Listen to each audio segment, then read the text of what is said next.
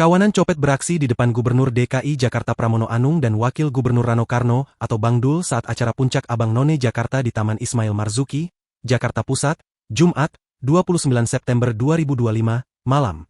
Korban diketahui seorang pegawai suku Dinas Pariwisata dan Ekonomi Kreatif Jakarta Barat bernama Farhan Fauzan. Pada saat itu, korban tengah bertugas meliput jalannya acara. Dalam video yang beredar, pencopetan itu berlangsung ketika iring-iringan Pramono dan Rano Karno tiba di lokasi. Terlihat, cukup banyak wartawan dan peliput yang menyorot kedatangan dua pimpinan DKI tersebut. Di tengah keramaian itu, seorang pria bersweater hitam bertuliskan angka 77 menyelinap dan mengambil handphone milik korban. Saat itu, korban sedang fokus memegang kamera dan merekam kedatangan orang nomor 1 dan 2 di Jakarta tersebut. Handphone hasil curian lalu diberikan kepada rekan pelaku, pria yang mengenakan kemeja biru berjaket hitam.